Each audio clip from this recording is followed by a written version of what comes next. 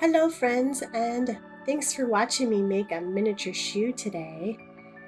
These are the porcelain feet I will be making the shoes on. And the materials I use are masking tape to make the pattern. And I use a Sharpie pin to mark out the pattern. I will also use today a very thin leather. I don't always use leather, sometimes I use fabric or faux leather, but it has to be very, very thin, super thin. It's hard to find very thin leather, but these shoes, I really want them to be special, so I'm using leather. I'm also using cardstock to make the sole of the foot. I'll sometimes use leather. And then we are using polymer clay, this Fimo polymer clay, to make the heels of the shoe. They're going to be low heel little pumps. So let's go ahead and make the pattern. I'm going to show you how I do that. So I take several short bits of masking tape and I wrap it around the foot about where the shoe is going to be, and I wrap it nice and tight, flat against the foot, so it's a nice tight fit. So these feet are porcelain, but they're made kind of like shoe lasts, L-A-S-T, that's the name of them. That's what shoemakers use to make shoes on. And they're shaped a little differently than a natural foot. They're shaped pretty much in roughly the style of the shoe that you're going to be making, and to simulate a foot stuck in a shoe, if that makes sense. So it's not shaped quite like a natural foot. It's a little bit smaller than a foot without a shoe on.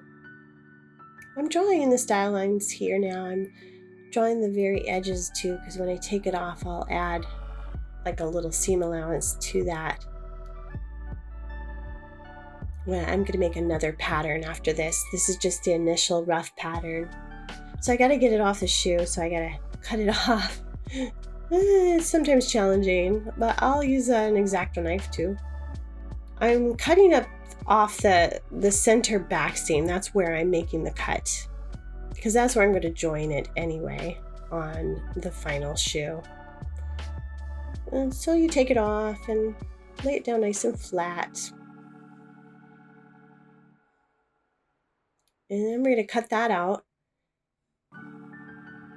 and make another pattern of it in masking tape. I don't know if I said this already, but masking tape that's what it's called here in the US, but yeah, there might be some other forms of tape. I like this. It sticks really well to the foot. So I get a couple more pieces out. I'm going to overlap them together to make like one piece, and then I'm going to draw the new pattern onto that with the Sharpie, of course. So outline it mostly, and you'll see I'm adding a bit of extra to the bottom portion because that's going to be tucked under and covered by the sole.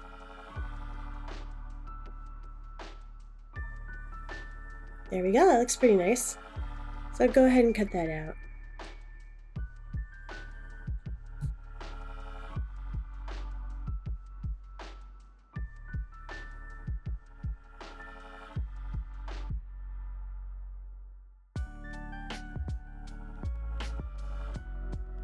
Okay, that looks pretty nice. I'm going to do a little dry fit on the foot, see how it fits. It does a pretty good job. Of course, it's going to be better with the leather, but... Alright, we'll then take our leather and cut out two of these pieces. I'm doing it on the back side of the leather because sometimes masking tape doesn't treat leather very well. So I want that leather to keep that shiny look on that side. So I'm cutting on the wrong side of the leather.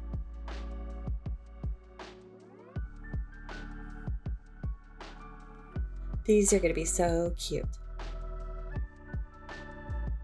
My tweezers, as you can see, I love my tweezers.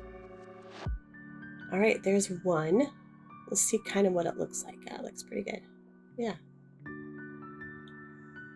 Okay. I'm going to use my friction pin, which is an erasable or heat erasable pin, to mark on each of the porcelain feet where I want the edge, the front edge and the back edge to be. I use Aleene's tacky glue. On the back side, the wrong side of the leather, I put glue on. And then I take a paintbrush and I spread that glue so that it's a nice thin layer of glue on the back side of the leather. And then I place it on the shoe using those guidelines I drew earlier.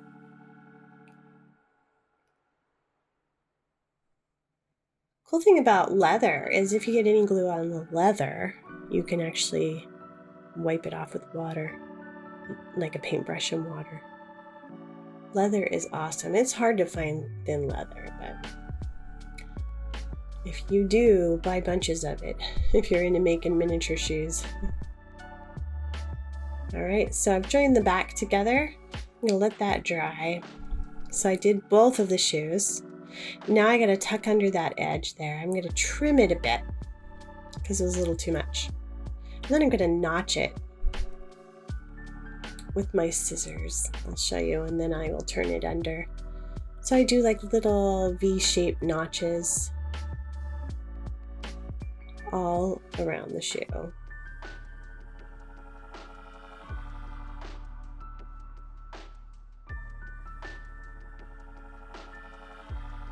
This will help it turn under really well. I don't go all the way to the edge, just shy of the edge, because I don't want the cut parts to show. Again, I use tacky glue here in a squeeze bottle, which I love my little squeeze bottle. I apply glue to the inside edge. And then I slowly, it looks fast here, but usually it takes me a while, slowly press down the edges. Whatever tool, here I'm using my tweezers to turn under that edge so it looks nice and neat. It's going to be covered up by the sole, so this is how I do it. Oh, that looks good.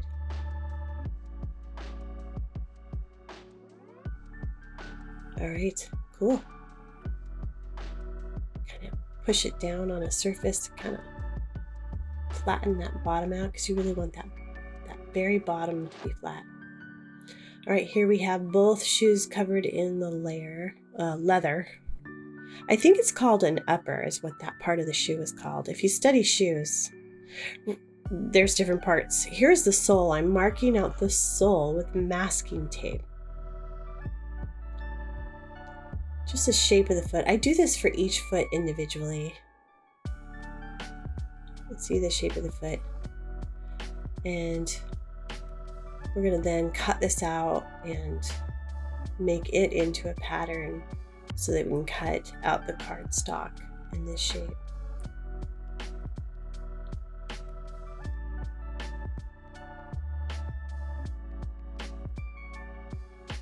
All right, yeah, it looks pretty good. I then transfer that masking tape pattern to freezer paper. Freezer paper is great. Shiny on one side, matte on the other. The matte side is where you want to put the pattern. The shiny side is a little bit of a wax layer that when you use an iron, it acts like an adhesive to whatever you're placing it on. And it's really not too damaging, so that's why I use it on this cardstock. You'll see it keeps the cardstock from getting damaged. I'll take my iron and iron it on. There we go. And then I will cut it out.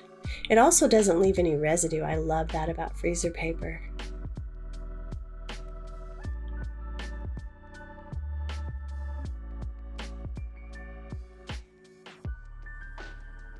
All right, take it off. Dry fit. Looking pretty good. So the underside, oh, looks like I'm trimming it out a little bit more. It was just a little bit too big. So I check it again. And then the underside, the part that's going to touch the bottom of the foot, is what I put the glue on. Use a paintbrush to I use my fingernail as a place to put extra glue. Oh, it gets stuck. Oh, there we go. Okay, good. And then I put it on the shoe, and this is a long process too because it just has to kind of dry, and you just have to keep manipulating it and pressing on it, making sure it sticks to the foot. I'll even use my iron to kind of help mold it to the foot. And cardstock's great because it's just the right width. Don't want anything too thick. There we go, that looks good. I'm trimming it up a bit more till I like it.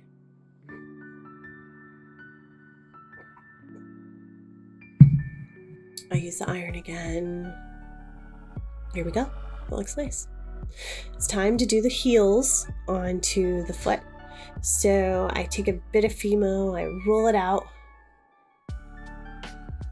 into roughly the width of or diameter of the heel that I'm going to use.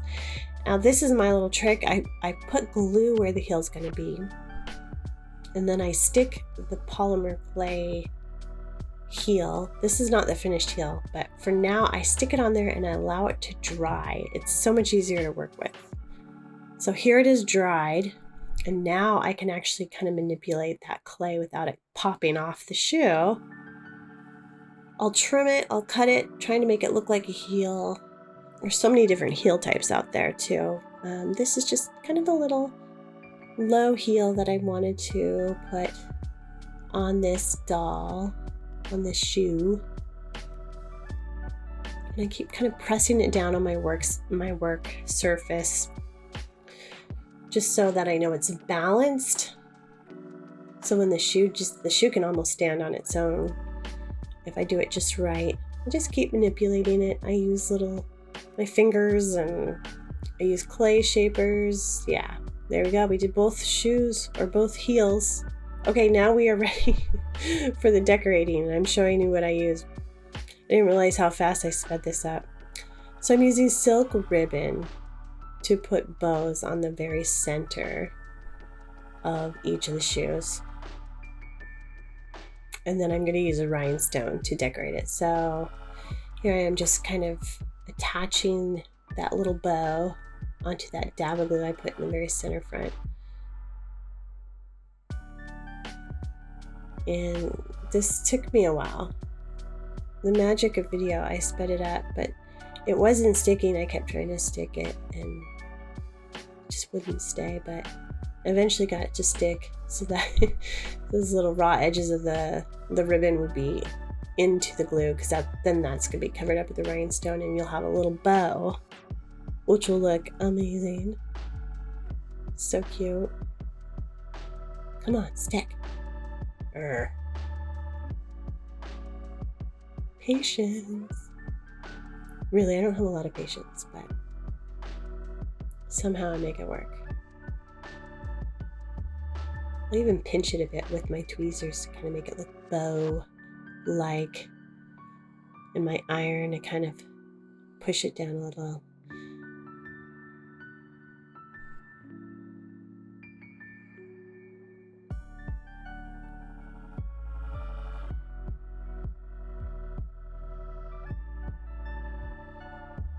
The struggle of getting these bows to work. Yeah, you can't hear me grunting and groaning in the video going, ugh. But I eventually made it work. See? Cute little bows. I pitch it in the middle with my tweezers, and then I pick AB rhinestone. I like AB because it kind of reflects the colors around it. I forget what size these are, maybe SS20. There we go. How cute is that? The finishing touch.